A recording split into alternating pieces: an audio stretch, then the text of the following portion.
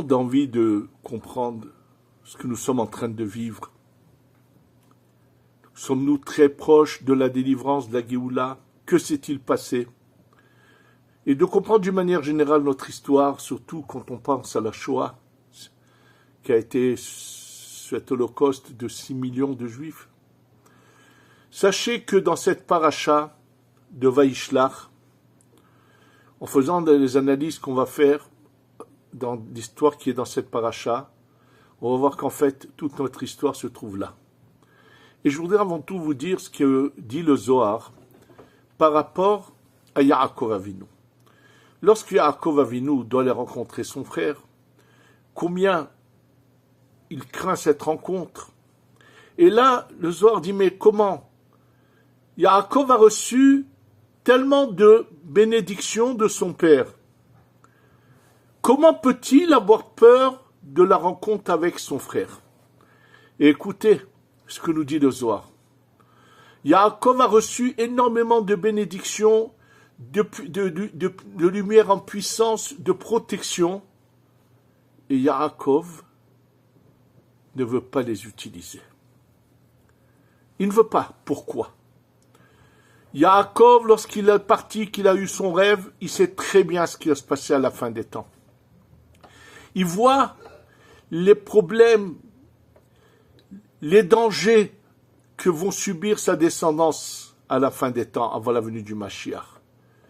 Et il décide de laisser toutes ces mérites, toutes ces bénédictions pour cette époque que nous vivons. Ça veut dire que si aujourd'hui on est encore en vie, on existe, c'est parce que Yaakov a décidé de laisser la grande majorité de ces bénédictions qu'il a reçues pour nous protéger à nous.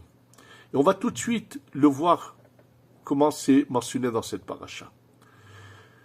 Chose très surprenante, nous savons que lorsque Yaakov va à la rencontre de Esav, voilà que l'ange de Esav vient le combattre.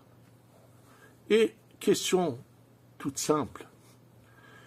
Cet ange, pourquoi a-t-il attendu tant d'années pour venir se battre contre Yaakov?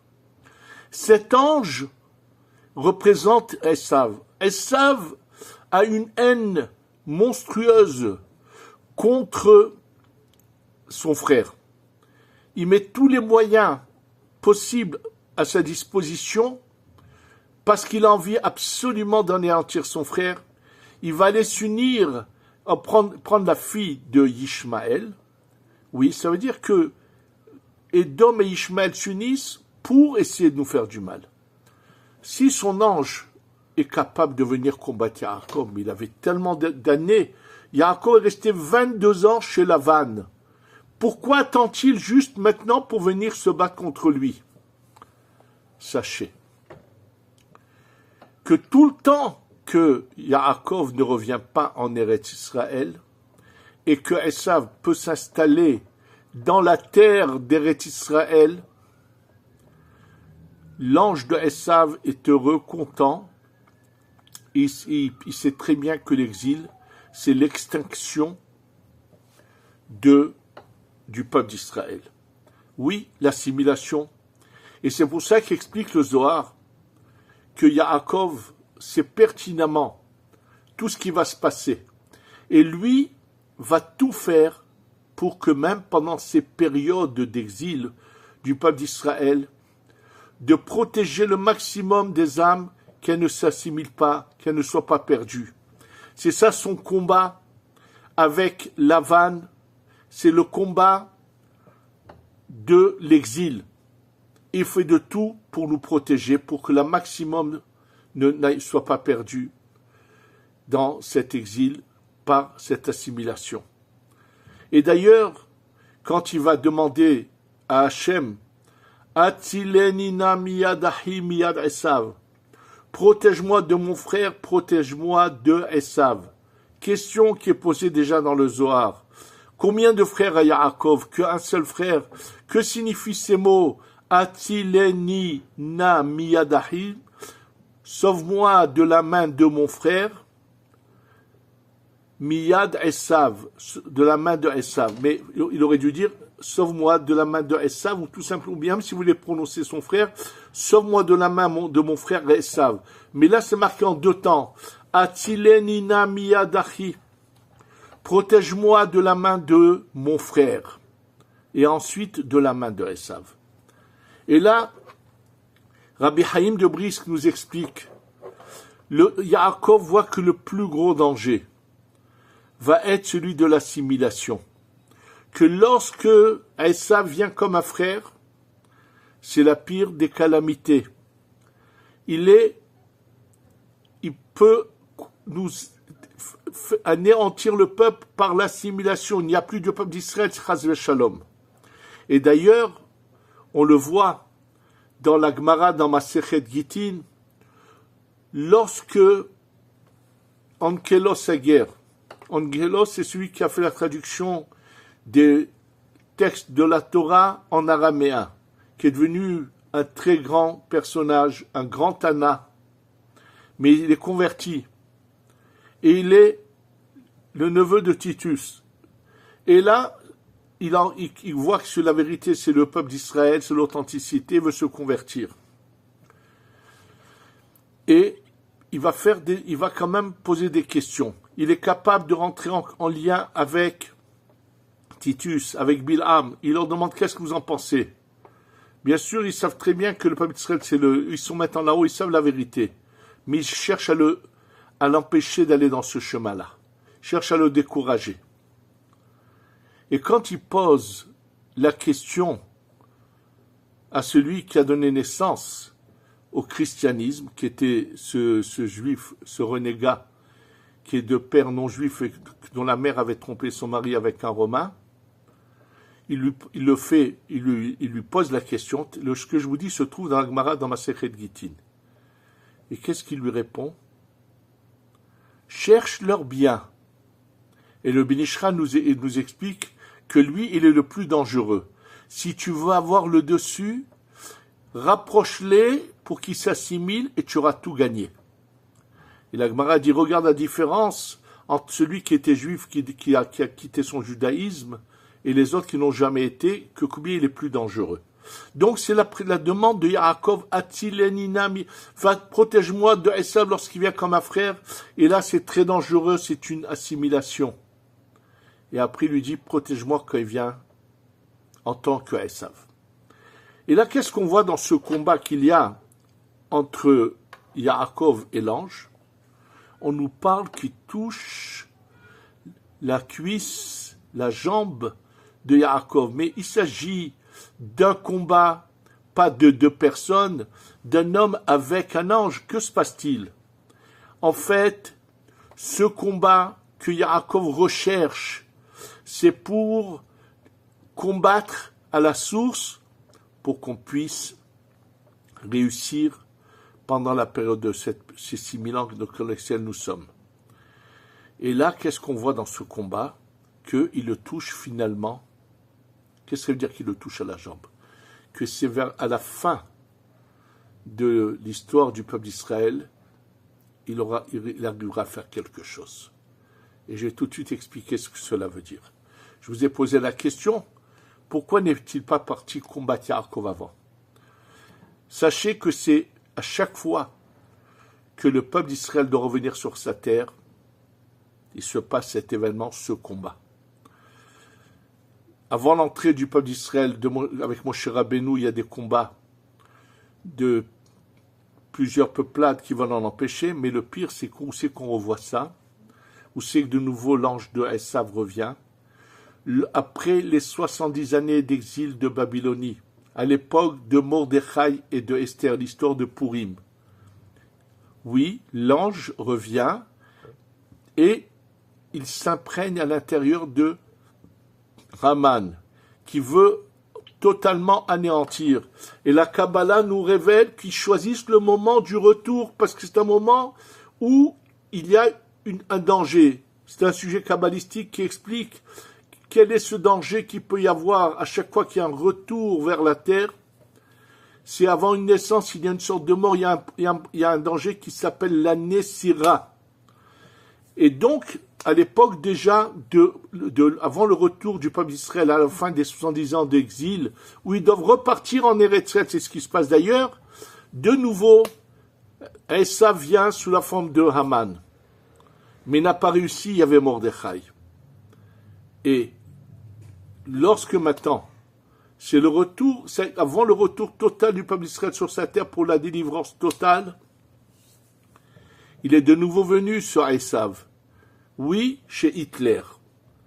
Et là, il y a déjà une allusion qu'à ce moment-là, il risque de réussir. Quand on nous parle qu'il touche la jambe, c'est le bas du corps, la faim. Et malheureusement, c'était juste avant le retour à la terre d'Eretz Israël. Et c'est à cela qu'ils ont fait allusion, nos Chachamim, quand ils ont parlé de ces guerres de Gog ou Magog. C'était à cela qu'ils faisaient allusion. Donc déjà, dans cette paracha, on voit les événements que nous avons vécus déjà dans le passé. Ensuite, que se passe-t-il? Yaakov rentre en Eretz Israël. Finalement, Esav s'en va. Oui, les Anglais sont partis quand nous sommes arrivés. Ils n'avaient pas le choix, c'était Édom. Esav s'en va, mais il se passe des événements. Yaakov arrive à Shechem. Il arrive près de l'endroit où se trouvait Shechem en Hamor. Lorsque Yaakov arrive dans cet endroit-là, que se passe-t-il? Sa fille Dina est violée. Et là, comme sa fille Dina est violée, Yaakov réfléchit comment sortir de cette impasse. Et il se passe que Shimon et Lévi décident d'aller au combat. Ils vont bien sûr réussir à exterminer toute cette peuplade qui a fait ça à leur sœur. Mais ce qui n'est pas mentionné dans les versets de la Torah, mais dans le Midrash, ceux qui ont le livre Me'am Lo'ez, surtout qu'aujourd'hui il est traduit, pourront lire ce qui s'est passé ensuite. C'est une allusion dans la Torah, attention. C'est marqué qu'il y a eu la crainte sur les peuples, Veloratfu Achare ben Yaakov. En fait, c'est une allusion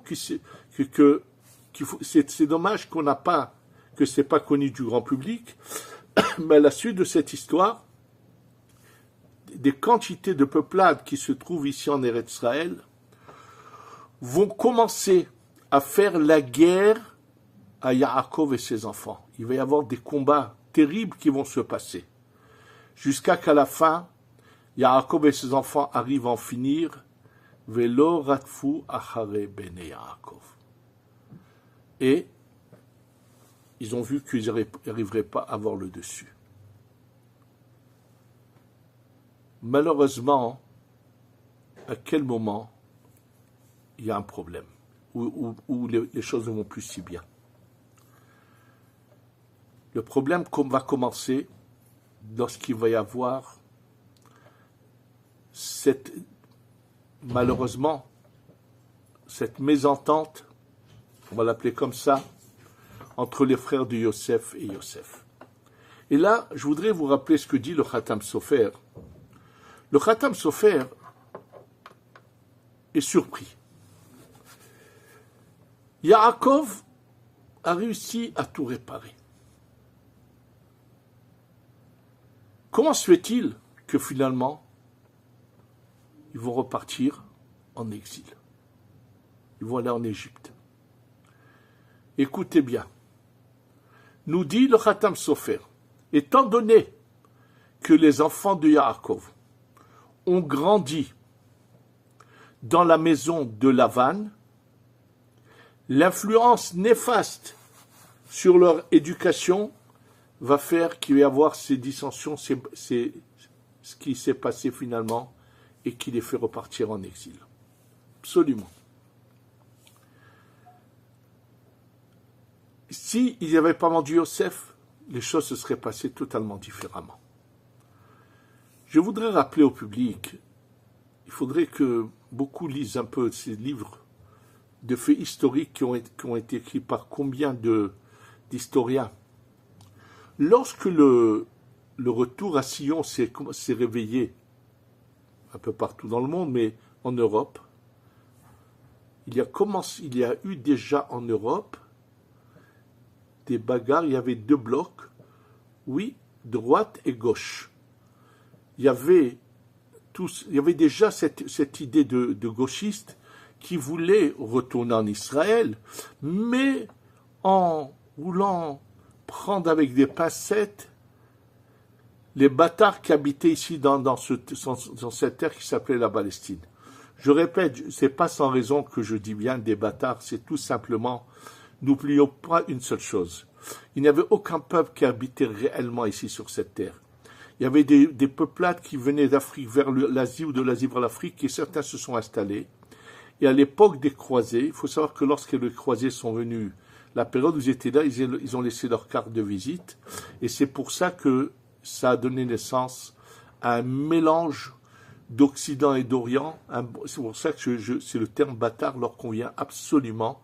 C'est pour ça qu'ils sont à ce point cruels, mauvais. Et c'est des monstres, parce que les bâtards sont des monstres, oui, absolument. Eux sont vraiment une race de bâtards, c'est pour ça qu'ils sont comme ça, des monstres, qu'ils ont pu faire tout le mal qu'ils ont fait. Et donc, il y a eu cette bagarre. Sachez que lorsque nous sommes unis, personne ne peut nous toucher. Nous le savons par rapport à l'enseignement de nos sages, qu'à l'époque de Achav, où il y a de l'idolâtrie, il n'y a pas de perte dans les guerres, parce qu'ils sont unis. À l'époque de David, il y a des pertes parce qu'il n'y a pas l'unité. Ils ne sont pas unis. Il faut le reconnaître, il faut le savoir, que cette éducation néfaste de l'exil, que beaucoup ont emmené ici avec eux, et je parle de tous ceux qui étaient vraiment de la gauche israélienne. Beaucoup, Baruch Hashem, après ces tristes événements qu'on a eus du 7 octobre, alors bien sûr, grand nombre d'entre eux ont fait tchouva. Et je pense que très bientôt, des livres entiers pourront être écrits avec des témoignages. Comment un nombre inimaginable de ces gens-là ont fait tchouva. Cette semaine, j'ai eu la chance d'être avec des gens extraordinaires qui ont décidé d'offrir un Sefer Torah dans une base de l'armée. Un Sefer Torah qu'eux avaient commandé chez un sofer qui a une écriture de folie, vraiment un très très beau Sefer Torah. Eux l'avaient commandé pour l'espoir d'une certaine joie, et sachant qu'aujourd'hui il y a de la demande, il a été rentré dans une des bases de l'armée, où je me trouvais également, puisque ce sont des amis à moi, et on s'est retrouvés dans la salle à manger de la base de l'armée, de manger avec ces jeunes soldats, ces jeunes recrues. Il y a aujourd'hui une union, un amour qui s'est créé extraordinaire. Et donc, c'est ça qui va nous sauver. Mais malheureusement, la même manière que l'influence de Lavan a emmené une mauvaise culture sur les enfants de Yaakov et qui a provoqué cette discorde, cette vente de Yosef et cette descente en Égypte, n'oublions pas que c'est triste à dire, qu'avant ces événements, on avait une catégorie d'individus qui se battaient, qui n'ont pas voulu admettre le scrutin, qui ont tout fait pour, malgré qu'ils sont minoritaires, il y a eu des élections démocratiques, ont tout fait pour essayer de faire tomber ce gouvernement. Malheureusement, oui. C'était un combat acharné, mauvais. Et ça, ce sont tous ces gens qui ont gardé la culture de l'exil, du galout, qui ont fait ce mal. Et les conséquences, on les a vues. Malheureusement, que lorsqu'il n'y a pas d'union, Hachem se retire. Il y a encore deux points importants dans cette paracha qui vont nous parler de notre histoire. La mort de Rachel. Oui, Rachel, une fois que naît Binyamin, que les tribus sont là, le Zohar explique que c'est impératif qu'elle monte au ciel, prendre sa place, devenir la Malchoute de la Hatzilut, pour nous protéger de là-haut. Donc cette semaine, nous allons lire de nouveau le décès de Rachel, c'est évident qu'il va y avoir le réveil de sa protection à elle. Et c'est pour ça que je peux vous dire, dans les jours qui vont venir, nous allons commencer à voir miracle après miracle, puisque d'abord Rachel va maintenant agir, et puis on approche de Hanouka de Hashmonaïm. Et sachez que la fin de la paracha, qui nous parle de ces rois qui ont régné avant le règne des Béné Israël. De quoi s'agit-il? C'est pas une... De quoi on parle? On n'est pas encore en Israël. Quels sont ces rois? De quoi s'agit-il? En fait, la Kabbalah explique qu'on parle de cette période antérieure à la création, absolument, avec leur réparation. Et c'est pour ça que je vous ai dit que cette paracha, finalement, englobe en elle toute l'histoire. Cette période qu'on appelle le monde du Tohu est mentionnée dans cette paracha, à la fin de la paracha, dans les versets Vela Melachim Hashem Malchut Be'eretz Edom. Ifne Meloch Melech Misra, voici les rois qui ont régné dans Edom avant que règne. Ça veut dire qu'il a, on nous parle de notre retour en Eretz Israël, mais combien d'abord l'exil, combien il a été terrible et dur, tout ce qu'on a pu passer, et c'est pour ça que juste avant cela, on va nous parler de tous les descendants de Esav. En fait, il y a ici une histoire qui fait comprendre de tout ce qui va se passer, de tout le mal qu'on va vouloir nous faire, et comment finalement on s'en sort. Il est très... Baruch Hashem, comme je vous le disais, je viens encore de recevoir un témoignage de d'un jeune couple qui était dans cette fameuse fête et qui a été sauvé de manière miraculeuse. Ils racontent leur miracle à eux. Toutes les étapes de leur miracle, comment il les a sauvés. Et quel tchouva magnifique ils ont fait. Et ils sont comme ça très nombreux. La semaine dernière, j'étais dans un repas qui était à la mémoire d'une personne qui n'est plus de ce monde. Il y avait des gens là-bas que je connaissais. Parmi eux, 2 amis qui sont Chabad et qui m'ont raconté que l'endroit où ils allaient pour faire mettre les tefilines aux gens, que jusqu'à il n'y a pas longtemps, il fallait aller vers les gens, venez mettre les tefilines. Ils m'ont dit, sache que maintenant, il y a la queue, les gens attendent, viennent d'eux-mêmes pour mettre les tefilines. Il y a un grand réveil. Il faut également que ce réveil soit chez ceux qui se trouvent encore en Chutz Laaretz et qui comprennent que le galout, c'est fini. Il faut que tout le monde se réveille et dise, ça y est, Akadosh Baruch Hu, on veut revenir à la maison. Il faut que tout le monde le demande.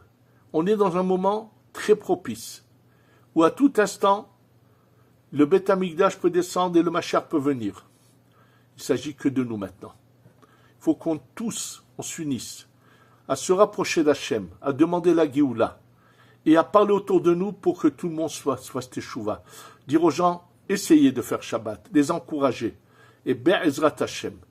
Ce que je vous dis, ce qui est dans cette paracha va se réaliser, et comme nous approchons de Hanouka, qui est ce miracle, de cette poignée de Hashmonaïm qui écrase les empires les plus puissants, sachez que maintenant c'est la main d'Hachem qui va agir. Il va venir écraser toutes ces puissances qui ont voulu nous faire du mal et qui veulent encore nous faire du mal. Et Be'ezrat Hachem, tous vont se réveiller et revenir. Et là, je voudrais vous juste finir par cette petite histoire authentique qui s'est passée après la guerre des 6 jours, qui a été le départ d'un réveil. Mais ce réveil va en grandissant constamment. Après la guerre des 6 jours, grand nombre de juifs complètement assimilés se sont réveillés. Et parmi eux, un juif américain, qui était lui totalement assimilé, qui s'était d'ailleurs marié à une non-juive, mais la guerre des 6 jours a réveillé quelque chose en lui. Et il a voulu venir voir, après la guerre des 6 jours, il a voulu venir voir Israël. Ils ont pris les billets, ils sont venus, ils sont allés dans plusieurs lieux historiques, des lieux archéologiques, voyager un peu partout. Et dans leur circuit, il y avait Jérusalem. Et quand ils étaient ici à l'hôtel à Yerushalayim, le mari a dit à sa femme, je voudrais que demain on aille au mur des lamentations, au Kotel HaMaaravi. Elle l'a regardé, elle lui dit, mais dis-moi, toi, tu es un personnage instruit. Tu es cultivé, tu as une culture, tu as un intellect. Tu veux faire comme ces gens qui n'ont aucun niveau culturel, qui vont parler devant des pierres, mais ça te correspond pas du tout, je comprends pas. Elle était choquée que son mari veuille aller au Kotel Amaravi. Elle lui a parlé avec un dédain. Elle a voulu le rabaisser, le ridiculiser. Il lui a dit, tu veux venir, tu viens, tu veux pas, moi j'ai envie d'aller quand même. Oh, tu veux y aller, vas-y, hein. Moi, je ne vois pas d'intérêt à aller voir des pierres. Il n'y a rien d'autre à voir. Surtout qu'à l'époque, juste après la guerre des 6 jours, on voyait à peine le Kotel, puisqu'il y avait des constructions très proches du Kotel, donc il n'y avait rien de particulier. Il n'y avait pas les fouilles sous le Kotel comme aujourd'hui, qui est un lieu archéologique. Donc le lendemain, il se lève, il va au Kotel. Écoutez la suite. Quand il rentre à l'hôtel, alors elle de nouveau avec un air ironique. Alors, qu'est-ce qu'elles t'ont raconté ces pierres?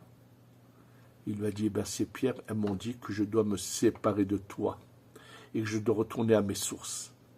Et c'est ce qui s'est passé. Ça a été, la guerre des 6 jours a eu un impact incroyable. Mais les événements d'aujourd'hui, sachez qu'ils ont réveillé beaucoup de gens. Et c'est le moment où on va tous se renforcer. On va tous implorer, demander à Hachem, et on va voir la Geoula Shlema Shtavo, Bimera, Beyamenu, Amen, Ve Amen.